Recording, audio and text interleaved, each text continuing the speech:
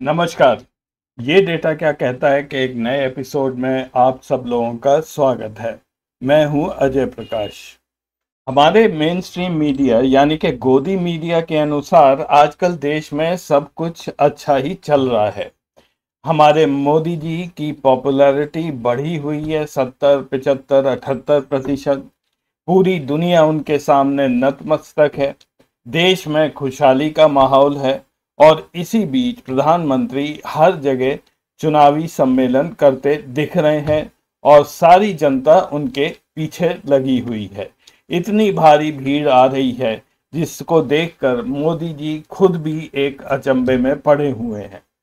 लेकिन इसके बिल्कुल विपरीत सोशल मीडिया पर जो चैनल्स हैं उन पर कुछ और ही खबरें आ रही हैं।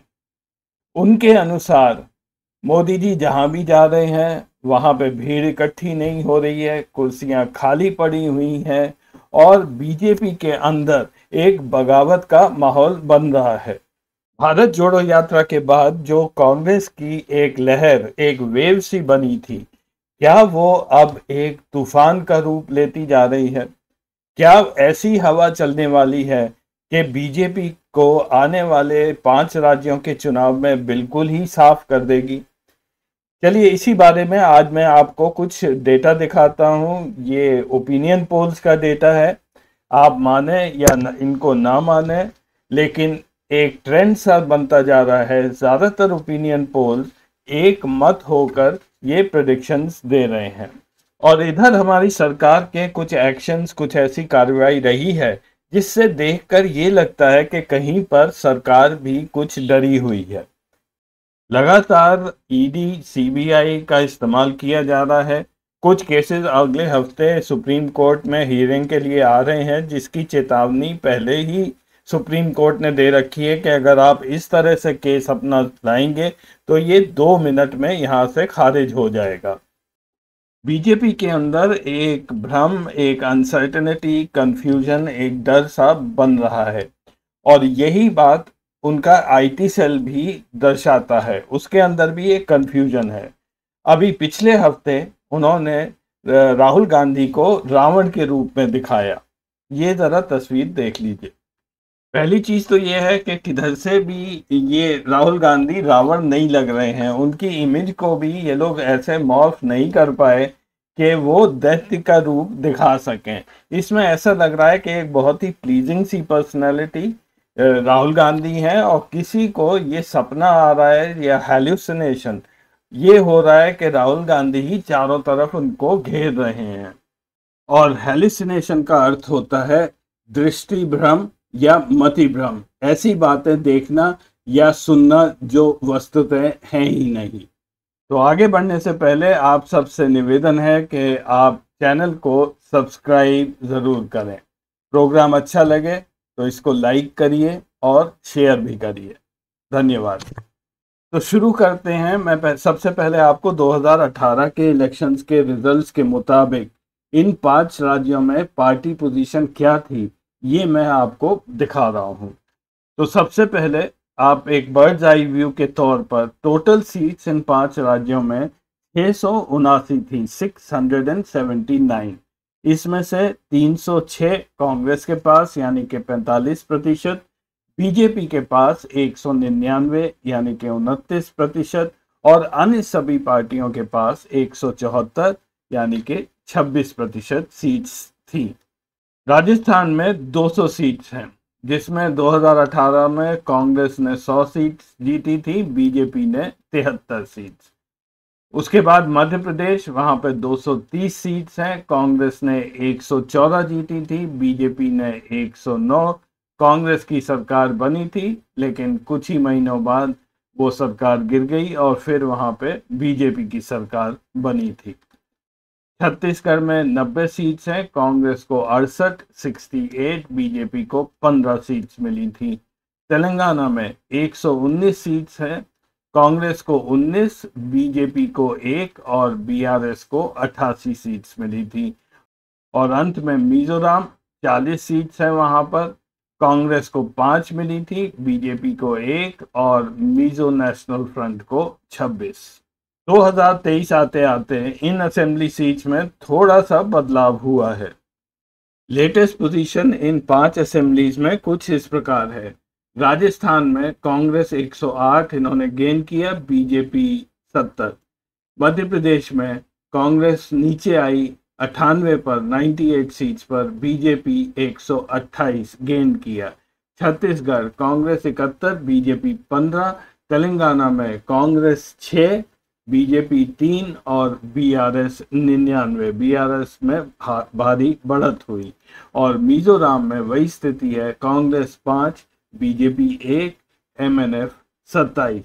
तो टोटल 679 सीट्स में से कांग्रेस के पास है 288 यानी कि 42%, बीजेपी के पास 217 32%, और अन्य पार्टी वहीं पर है 174 सीट्स 26%। तो 2018 के चुनाव और अब आके 2023 में जो डिफरेंस है इन 5 स्टेट्स की सीट्स में, वो है मध्य प्रदेश की वजह से। अन्य सभी पार्टियां वही हैं 174 सीट्स पर। जो अदला बदली हुई है वो बीजेपी और कांग्रेस के बीच में हुई है। बीजेपी को 18 सीट्स का फायदा हुआ है और कांग्रेस को वो 18 सीट्स का नुकसान। अब यहाँ पर मैं आपको दिखा रहा हूँ जो फिलहाल ओपिनियन पोल्स हुए हैं पिछले एक आध हफ्ते में, उनके मुताबिक स्थिति क्या बनने जा रही है। ऐसा माना जा रहा है कि कांग्रेस को मिलेंगी लगभग 358 सीट्स, 358, 52% सीट्स। बीजेपी को मिलेंगी लगभग 222 सीट्स, 33%। अन्य सभी दल को 99, जो 14% सीट्स हैं। तो आप देख सकते हैं कि कांग्रेस को भारी बढ़त मिलने जा रही है, लगभग 70-80 सीट्स इन्हें ज़्यादा मिलेंगी। बीजेपी को भी 5 सीट्स का फायदा होने जा रहा है। जो भारी नुकसान है वो अन्य दलों को होगा, जैसा कि तेलंगाना में बीआरएस और अन्य राज्यों में बीएसपी, समाजवादी पार्टी इत्यादि। तो कांग्रेस, जिसके पास 2018 के चुनाव के बाद 45% सीट्स थी और फिलहाल 42%, 42% सीट्स हैं, ये अनुमान लगाया जा रहा है कि उसके पास आने वाले चुनाव में 52% सीट्स होंगी, 52%, यानी कि 10% की बढ़ोतरी मिलेगी केवल इन 5 राज्यों में। और बीजेपी को देखिए, सारे हथकंडे अपनाने के बाद, सारे दाव पेच लगाने के बाद, प्रधानमंत्री मोदी को चेहरा बना के उतारने के बाद रोज वो रैलियां कर रहे हैं, कभी राजस्थान में, कभी मध्य प्रदेश में, कभी छत्तीसगढ़ में, तरह तरह की बातें वो कर रहे हैं। वो सच है या नहीं है ये भी नहीं पता। सारे मुख्यमंत्रियों को साइडलाइन कर दिया गया है, चाहे वो शिवराज सिंह हो या वसुंधरा राजे हो, और डॉक्टर रमन सिंह का तो पता ही नहीं है वो कहाँ है। उसके बावजूद भी ये प्रेडिक्शन बीजेपी का जो आ रहा है वो ये दिखा रहा है कि बीजेपी वहीं की वहीं रहेगी, कुछ भी उसको फर्क पड़ने नहीं जा रहा है। तो अगर इन ओपिनियन पोल्स में कुछ भी सच्चाई निकली तो आप खुद ही अनुमान लगा लीजिएगा कि ये कांग्रेस की हवा थी या एक तूफान था जो 2024 के चुनावों में भी बीजेपी का सफाया कर देगा। अब आखिरी सेक्शन में मैं आपको कुछ डिटेल्स दिखाता हूं इन ओपिनियन पोल्स की इन स्टेट्स के अंदर, मध्य प्रदेश, तेलंगाना, छत्तीसगढ़ और राजस्थान। इससे पहले कि मैं अपना एनालिसिस दिखाऊं, मैं थोड़ा सा जिक्र करता यहाँ पर करूँगा टाइम्स ऑफ इंडिया के उस ओपिनियन पोल का जिसको टाइम्स नाउ पर ब्रॉडकास्ट किया गया था। ये मध्य प्रदेश के बारे में था और ये चर्चा में रहा था क्योंकि इसमें टाइम्स नाउ जैसी चैनल ने भी ये दिखाया था कि मध्य प्रदेश में हो सकता है बीजेपी हार जाए। तो इसमें 3 पोल्स का जिक्र किया गया था। एबीपी सी वोटर, जिसमें बताया गया कि कांग्रेस को 117, बीजेपी को 106 सीट मिलेंगी। IBC 24, इसमें कांग्रेस को 119 और बीजेपी को 101। और टाइम्स नाउ का अपना एक पोल था जो उन्होंने किया था, जिसमें ये बताया गया कि बीजेपी को 153 153 सीट्स मिलेंगी और कांग्रेस को 58 यानी 58। मैं जो एनालिसिस कर रहा हूँ वो ओपिनियन पोल मैंने लिया है लोक पोल से। वो केवल इसलिए लिया है क्योंकि कर्नाटक में जब लोक पोल ने अपना लास्ट ओपिनियन पोल पब्लिश किया था 6 मई को, और जो रिजल्ट्स आए थे वो बहुत ही करीबी थे। उन्होंने 6 मई को बोला था कि बीजेपी को 59 से 65 सीट, 59 to 65 सीट्स आएंगी, आई 66। कांग्रेस को 129 से 134, कांग्रेस की आई 135, जेडीएस को 23 से 28 और जेडीएस की आई 19। तो केवल इसलिए कि इनका प्रिडिक्शन काफ़ी सही था, इसलिए ये एनालिसिस जितनी मैं कर रहा हूँ फिलहाल वो लोक पोल के ओपिनियन पोल से डेटा लिया है। तो लोक पोल के इस ओपिनियन पोल के अनुसार मध्य प्रदेश में बीजेपी को आ रही हैं 90 से 95 सीट्स के बीच में, कांग्रेस को 130 से 135 के बीच में। छत्तीसगढ़ में कांग्रेस को 56 से 60 सीट्स के बीच में, वोट शेयर 43 से 45%, और बीजेपी को 25 से 29 सीट्स, 37 से 39% वोट शेयर। और तेलंगाना में ये सरप्राइजिंग रिजल्ट है क्योंकि ऐसी उम्मीद फिलहाल किसी को नहीं थी। बीआरएस 45 से 51, 45 to 51 सीट्स ये प्रिडिक्ट किया है लोक पोल ने, vote share 39 to 42%। Congress 61 to 67 seats, 41 to 44% का वोट शेयर, और बीजेपी को केवल 2 से या 3 सीट्स मिलने की उम्मीद है, 10% के करीब वोट शेयर रहेगा। अब इस डेटा का कॉन्टेक्स्ट समझना बहुत ज़रूरी है। इससे पहले कि आप खुश हो या आप दुखी हो, थोड़ा सा आप ये समझ लीजिए। यहाँ पे मैं सीट्स और वोट शेयर का ट्रेंड दिखा रहा हूँ 2008 के इलेक्शन के बाद से लेकर इस ओपिनियन पोल तक। ये है मध्य प्रदेश का ग्राफ। सैफरन कलर में, ऑरेंज कलर में ये बीजेपी की सीट्स हैं। 143 थी 2008 में, फिर 165 हुई, बढ़ी 2013 में, 2018 में कम हुई 109। ओपिनियन पोल बता रहा है 92। तो एक यहाँ पर डिक्लाइनिंग ट्रेंड है बीजेपी का मध्य प्रदेश में। उधर कांग्रेस का 2013 के बाद सीट शेयर बढ़ता जा रहा है। लेकिन अगर आप वोट शेयर देखेंगे तो वोट शेयर में पिछले 2 इलेक्शंस में से बहुत ज़्यादा फर्क नहीं है। जब बीजेपी की 165 सीट्स आई थी उसका वोट शेयर लगभग 45% था, लेकिन पिछले इलेक्शन में 41% है, और ओपिनियन पोल के हिसाब से भी ये 40 के आसपास है। कांग्रेस का भी वोट शेयर लगभग बराबर सा ही बना रहेगा। तो इसका ये मतलब होता है कि जो इलेक्शन में आपकी जो सीट्स की अदला बदली होगी बीजेपी और कांग्रेस के बीच में, वो बहुत ही कम मार्जिन से होगी।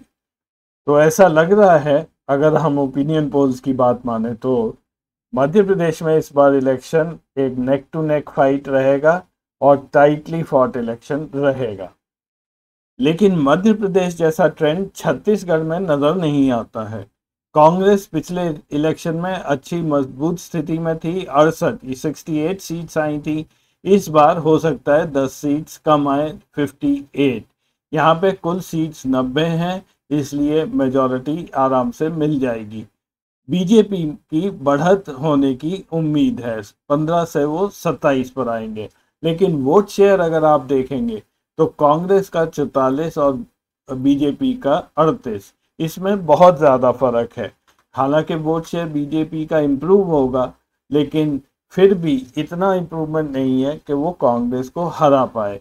इसलिए छत्तीसगढ़ में जो भी इलेक्शन होंगे और जहां पे भी कांग्रेस जीतेगी वो अच्छे खासे मार्जिन से जीतेंगे, और यही बीजेपी के कैंडिडेट्स पर भी लागू होता है। सबसे ज़्यादा ड्रामेटिक रिजल्ट इस ओपिनियन पोल में तेलंगाना के दिखा रहे हैं। फिलहाल ये मेरे को मानने में थोड़ा सा इसमें कष्ट है, क्योंकि ऐसा अभी तक ग्राउंड पर प्रतीत नहीं हो रहा है। लेकिन फिर भी मैंने ये लोक पोल का डेटा लेकर ये एनालिसिस करके आपको दिखा रहा हूँ। 2018 में बीआरएस या उस समय टीआरएस के पास 88 सीट्स थीं जो गिरकर 48 हो जाएंगी, और कांग्रेस की 2018 में जो 19 सीट्स मिली थी वो अब 62 हो जाएंगी। यानी कि बहुत भारी तरह से इसमें बढ़ोतरी आएगी। वोट शेयर भी अगर आप देखें तो बीआरएस का वोट शेयर लगभग 5% कम हो जाएगा, 41% पर आ जाएगा, और कांग्रेस का वोट शेयर लगभग 14-15% बढ़ता हुआ दिखाया गया है। केवल जो मैं इस वक्त इसमें सही बोल सकता हूँ वो बीजेपी की स्थिति जो दिखाई गई है वो सही ही है। उनको ज़्यादा सीट्स तेलंगाना में नहीं मिलेंगी, वो 2 मिले, 4 मिले या 10 मिले, वो बहुत ही माइनॉरिटी में रहने वाली पार्टी है। हो सकता है कि वो AIMIM से भी कम सीट्स अगले इलेक्शन में उसको मिले। राजस्थान के लिए अभी तक लोक पोल ने ओपिनियन पोल नहीं दिया है, और अगर आप सोशल मीडिया पर देखेंगे तो ये बोला जा रहा है कि राजस्थान में फिलहाल कोई क्लियर विनर नहीं है। तो मैंने इस एनालिसिस के लिए राजस्थान को मैं 100 सीट्स कांग्रेस को और 100 सीट्स बीजेपी को दिखाई हैं। जब ओपिनियन पोल आएगा तो उसको मैं इसमें जोड़ दूंगा। तो आज के एपिसोड में बस इतना ही। अगले हफ्ते फिर मिलेंगे कुछ नया डेटा लेकर। तब तक के लिए नमस्कार।